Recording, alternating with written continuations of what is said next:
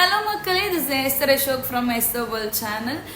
இது awareness video கிடையாது. இது ஒரு சில கமெண்ட்ஸ் கொஞ்சம் அது படிக்கும்போது நல்லா இல்லை அப்படின்றதுக்காக மட்டும்தான் இந்த வீடியோ. ஏன்னு பார்த்தீங்கன்னா, ஒரு இன்சிடென்ட் இன்னைக்கு நான் பார்த்தேன் இன்ஸ்டாகிராமில். அது ரொம்பவே ஹர்ட்டிங்கான ஒரு விஷயம்தான். ஆனால் அதை எல்லாருமே தப்பான நோக்கத்தில் பார்க்குறாங்களோ அப்படின்றது தோணிட்டு இருந்தது. ஸோ அதுக்காக தான் இந்த பதிவு.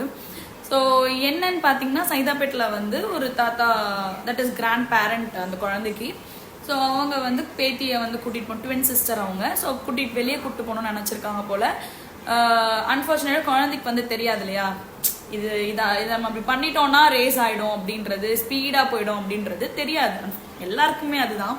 ஸோ அந்த மாதிரி ஒரு சுச்சுவேஷனில் என்ன ஆச்சுன்னா, தாத்தா ஸ்டார்ட் பண்ணிட்டு வச்சுருந்துருக்காங்க. அதில் பாப்பா தெரியாமல் கை வைக்கவோ போய் இடிச்சதுல பாப்பா இறந்துருக்காங்க. அதில் தாத்தா ஓகே, தாத்தா சேஃப் ஆயிருக்காங்க. பட் அடிபட்டிருக்கு, பட் ஃபைன், அந்த அளவுக்கு இல்லை அப்படின்றதுனால ஓகே.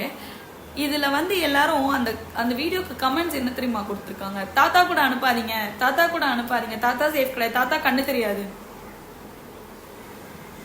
நம்மளை விட நம்ம குழந்தைங்க நம்ம எவ்வளோ சேஃபாக பார்க்கறத விட கிராண்ட் பேரண்ட்ஸ் ரொம்ப உன்னிப்பாக பார்ப்பாங்க.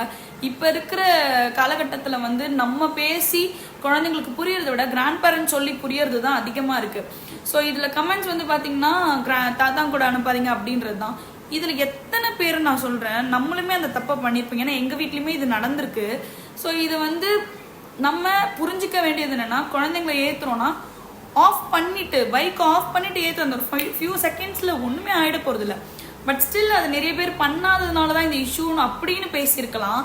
தாத்தா கூட அனுப்பாதீங்க, தாத்தா கூட அனுப்பாதீங்கன்னு சொல்கிறது which is not fair. So அதனால நம்ம யாரையும் ப்ளேம் பண்ண வேண்டாம். ஆப்வியஸாக ஏற்கனவே அந்த ஃபேமிலி கொஞ்சம் இதில் இருப்பாங்க. மேபி அந்த ஃபேமிலியில் இருக்கவங்க யாராவது இந்த வீடியோஸ் பார்த்தாலோ ஏதாலும் அந்த தாத்தா மேலே ப்ளேம் போக வேண்டாம்.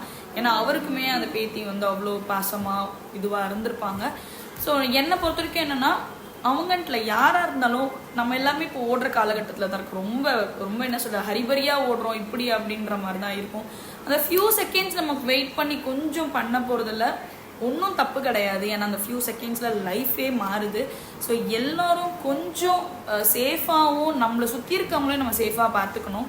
ஸோ அதனால் இந்த மாதிரி ஒரு சின்ன சின்ன விஷயங்களை நம்ம பண்ணோன்னா கண்டிப்பாக நம்ம லைஃப்பும் ஹாப்பியாக, ஹெல்த் அண்ட் வெல்தியாக போகும்.